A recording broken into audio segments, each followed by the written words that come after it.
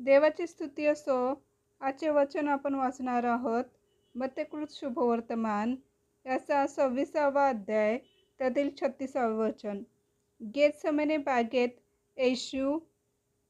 नंतर येशू शिष्यांबरोबर गेतसेमने नावाच्या ठिकाणी आला आणि त्यास म्हणायला, मी पुढे जाऊन प्रार्थना करीपर्यंत येथे बसा. मग त्याने पेत्र व जब्दीची दोघे मुलगे ह्यास बरोबर घेतले आणि तो खिन्न व अतिकष्टी होऊ लागला.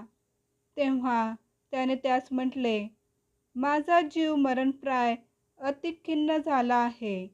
तुम्ही येथे थांबा व माझ्याबरोबर जागे राहा. मग तो थोडासा पुढे जाऊन पालथा पडला आणि त्याने अशी प्रार्थना केली, हे माझे बाप्पा, होईल तर हा प्याला माझ्यावरून टळून जावो.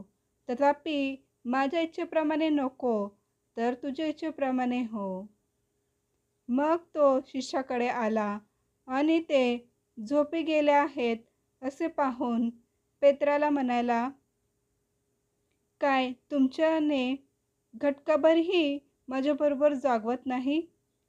तुम्ही परीक्षेत पडू नये म्हणून जागृत राहा व प्रार्थना करा. आत्मा उत्सुक आहे खरा, पण देह अशक्त आहे. आणखी त्याने दुसऱ्यांदा जाऊन अशी प्रार्थना केली,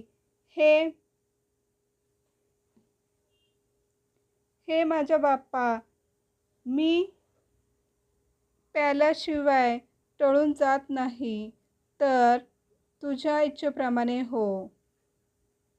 मग त्याने पुन्हा येऊन ते झोपी गेले आहेत असे पाहिले, कारण त्यांचे डोळे जड झाले होते. नंतर त्यांना सोडून त्याने पुन्हा जाऊन तिसऱ्यांदा पुन्हा तेच शब्द बोलून प्रार्थना केली आणि तो आपल्या शिष्याकडे येऊन त्यास म्हणायला, आता झोप व विसावा घ्या. पहा, घटका जवळ आली आहे आणि मनुष्याचा पुत्र पापी लोकांच्या हाती धरून दिला जात आहे. उठा, आपण जाऊ. पहा, मला धरून देणारे जवळ आले आहे. आमेन.